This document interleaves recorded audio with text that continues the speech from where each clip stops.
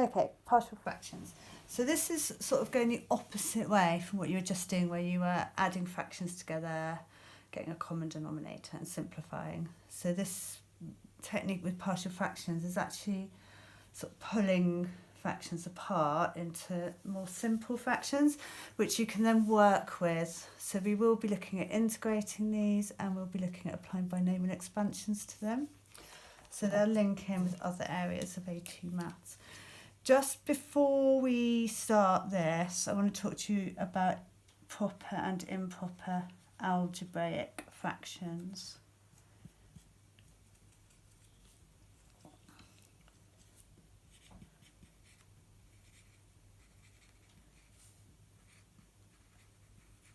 So that something like 2/7 is a proper fraction because the top is smaller than the bottom.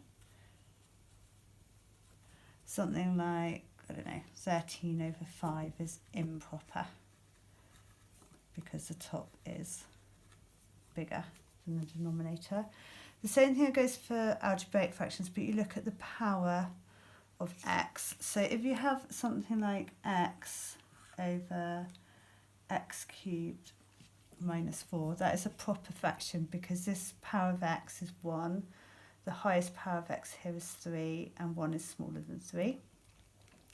If you've got something like x to the power 4 minus x squared over 3x minus 1, that would be an improper fraction because the power of x is bigger on top than it is underneath. If the power of x is the same, top and bottom, so e.g. something like that, so we're looking at the highest power of x, we're looking at the order of the polynomial, then that is also classed as an improper fraction. You can only apply partial fractions to proper fractions. If they're improper, you have to do a long division first, but we may not need to worry about that. If we do, we'll look at that when we're back in class. So partial fractions need to be proper fractions, just to make that clear at the beginning. And I'll go over 2 examples. So first of all, I have x over x minus 2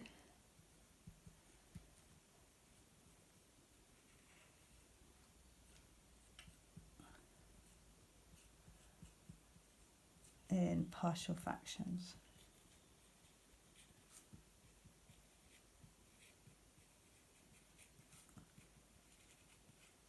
So bottom is factorised. If it's given to you unfactorised, you need to factorise it first. And then there's a standard form that you need to follow.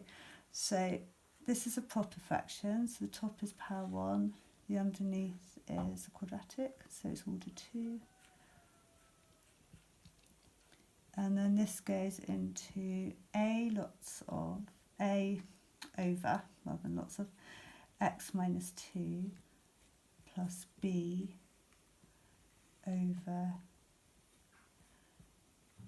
x minus 3. So we're changing this into this form. Note that these are proper fraction. A and b are constants, they're numbers. So they won't have any x's, they're just numbers.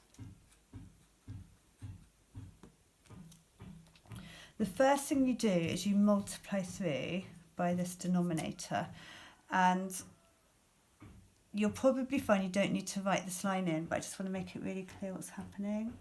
So I'm timesing both sides by x minus 2, x minus 3.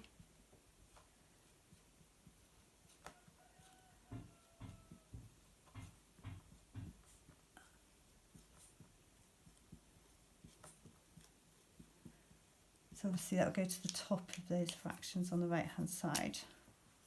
Oops, sorry, I didn't mean to change colour there. So that's all over x minus 2, and that's all over x minus 3. So I've just brought this up to here and here by multiplying both sides.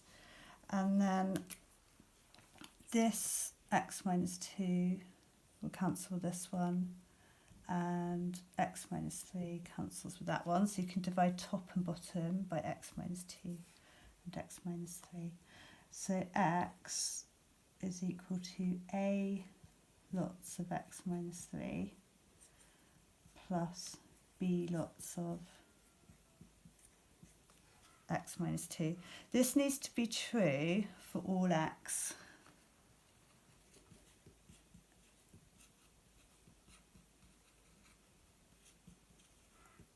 So we can let x equal anything.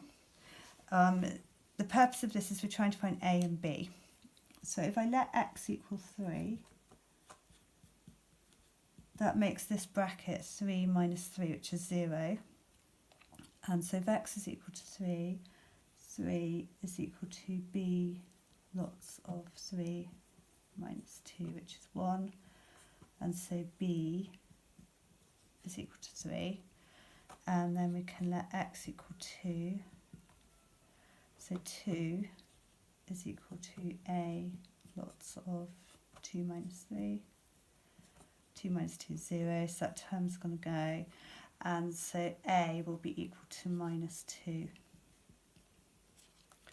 And so this fraction here can be written as minus 2 over x minus 2 plus 3 over x minus 3. Might look slightly neater, just you could make that into a minus like so, but it really doesn't matter.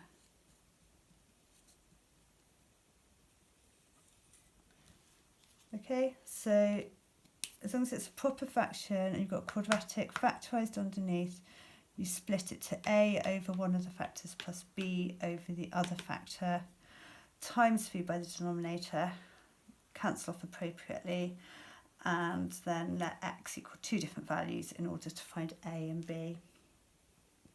I'm going to be brave and try and do one more. See whether my phone runs out. I might regret this. So just to make it clear that you could also do this with 3 factors underneath. So you could have a cubic underneath.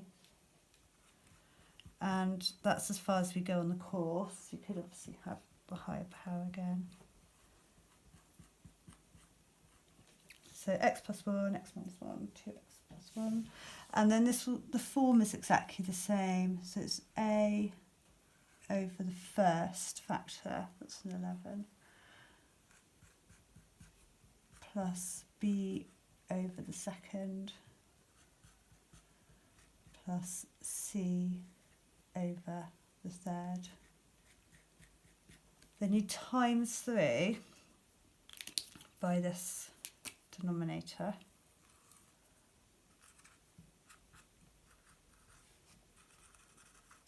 See, I wouldn't bother writing that in because it's just so much to write. So personally, I would think, okay, I've got 11x plus 1.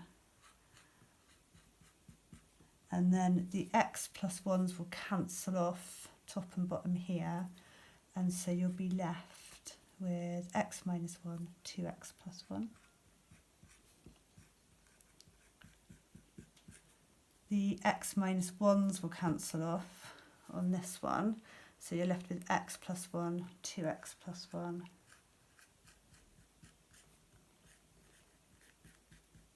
And then for the last one, I'm running out of room, the 2x plus 1s cancel. And that takes us to there. I won't worry about finishing this one because I think it's quite obvious. But then you can let x equal 1. And that makes that bracket 0, that bracket 0, and that will give you b. And then you can let x equal minus 1, which makes these two 0, which gives you a, and x equals minus a half. So you're setting your brackets to 0, and that will find a, b, and c. I think you should be okay with that, to be honest. So if you practice a few of those, and then we have one other form that we need to look at the beginning.